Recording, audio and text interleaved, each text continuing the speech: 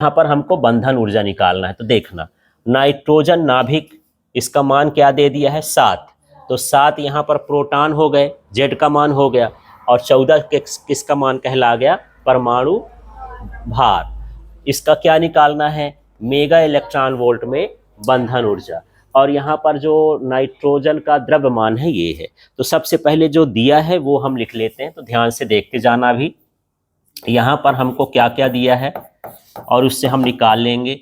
ये दिया है n, और ये लिखा है 14, और ये लिखा है 7। और मैं बोला था कि कहीं भी इसको लिख सकते हैं। यदि नीचे लिखा है तो परमाणु क्रमांक है, ऊपर लिखा है तो परमाणु भार है। अभी देख रहे हैं कुछ तत्वों में इधर लिखा था, है ना, तो ऊपर कहीं भी लिख सकते हैं, इसको नीचे कहीं भी लिख सकते हैं।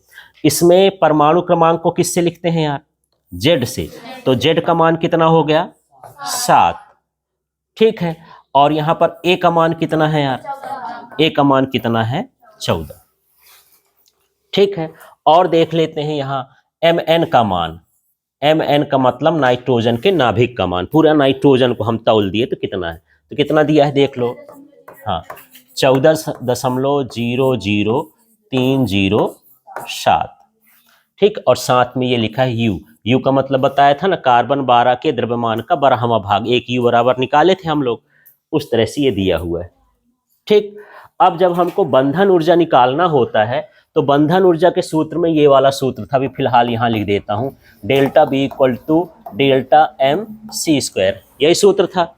यहाँ पर डेल्टा एम क्या है, द्रव्यमान क्षति। तो पहले इसमें द्रव्यमान क्षति निकालेंगे, है ना। तो द्रव्यमान क्षति का सूत्र देखो यार क्या होता था, द्रव्यमान क्षति, उसमें था घटकों का द्रव्यमान और माइनस किसका, नाभिक का द्रव्यमान। तो सूत्र में लिख रहा हूं, ध्यान से देखना, डेल्टा एम बराबर, यहां पर हम कोष्टक लगाए थे और ये लिखे थे एम पी और साथ में लिखे थे जेड, माने ये हो गया प्रोटॉनों का द्रव्यमान। ठीक, प्लस फिर लिखे थे ए माइनस जेड, और ये हो गया एम एन, माने न्यूट्रॉनों का द्रव्यमान। और फिर यहां पर हम लिखे थे minus M N you see, माने न्यूक्लियस का द्रव्यमान। ये द्रव्यमान क्षति का सूत्र है। ठीक है, तो ये वाला कहलाया घटकों का द्रव्यमान, ये वाला किसका कहलाया, नाभिक का द्रव्यमान। अब इसमें मान रखते हैं, तो देखना डेल्टा एम ये मैं रख दिया। आगे का स्टेप देखो, जेड, जेड की संख्या देखो, जेड बराबर कितना है, ये जेड बराबर कितना हो गया 7, तो ये हो गया 7। ठीक है, अब यहाँ पर एमपी है, एमपी का मतलब हो गया प्रोटॉन का द्रव्यमान। ये जो ऊपर आंकड़े दिए हैं इसमें देखो प्रोटॉन का द्रव्यमान कौन सा है यार,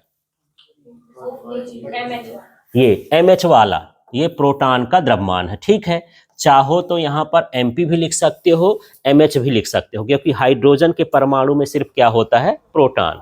तो यहाँ पर एमपी का मान कितना हो जाएगा, देख लो कितना है, हाँ तो ये हुआ 1.0078225। ठीक है, ये कोष्टक में लगाए हुए हूँ, ये क्लियर हो गया। आगे पढ़ते हैं, क्या लिखा है ये, प्लस, फिर क्या लिखा है ए का मान देखो 14, तो यहाँ पर मैं क्या कर देता हूँ 14 माइनस 7। ठीक, फिर क्या लिखा है एम एन, न्यूट्रॉन का द्रव्यमान, देख लो इसमें ये लिखा है एम एन का मान, है ना, तो कितना हो जाएगा 1.0086665। ठीक है, ये कोष्टक बंद कर दिया। माइनस एम न्यूक्लियस, तो ये न्यूक्लियस माने नाइट्रोजन का द्रव्यमान पूरा का पूरा, है ना, तो ये कितना हो जाएगा माइनस 14.00307।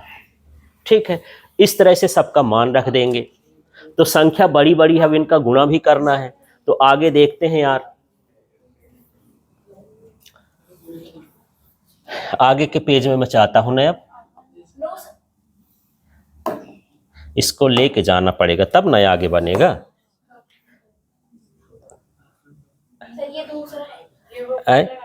पहला नंबर है, चलो हो गया। थोड़ा सा गुणा करके बताओ तो कितना होता है, यहीं से गुणा कर लेते हैं, अलग से गुणा करने की जरूरत नहीं है ना। मैं यहाँ पर लिख देता हूँ, थोड़ा सा देखते जाना है।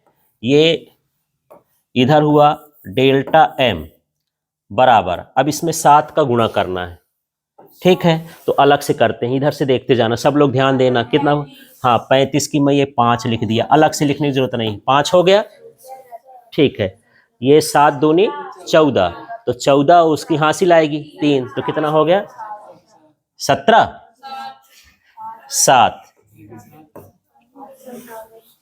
ठीक है, अब हासिल एक आई ना, तो 7 अट्ठे 56 और एक और जोड़ोगे 57 की क्या हो गया 7, फिर हासिल कितनी आई 5, तो 7 सता 49, 49 में 5 जोड़ो कितना हुआ 54, 4 और 7 में 0 करोगे तो 0 आएगा, तो यहाँ पर हासिल भर आएगी कितना 5, फिर ये क्या हो गया 0, एक कैसे उसमें भी 7 का गुणा होगा, ये कितना हो गया 7। ठीक है, तो आपको अलग से गुणा करने की जरूरत नहीं है, सिंपल ही वहीं पर गुणा हो जाएगा। ठीक, यहाँ पर देखो 14 में से 7 घटा लोगे तो 7 आ जाएगा।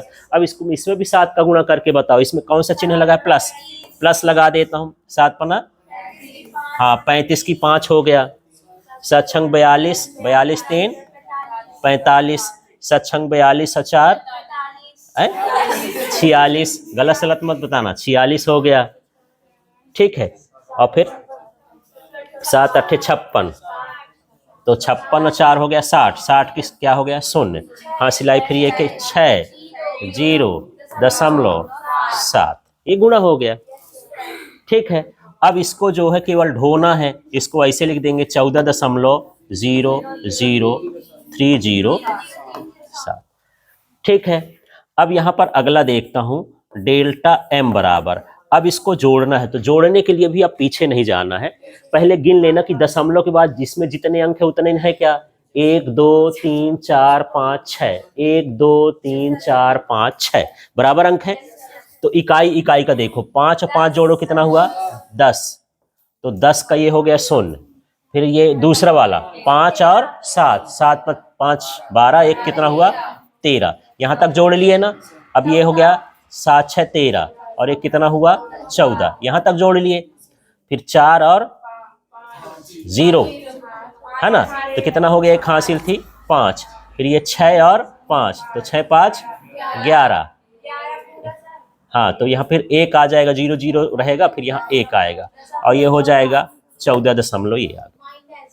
ठीक है, माइनस उसको लिख देंगे 14.00307।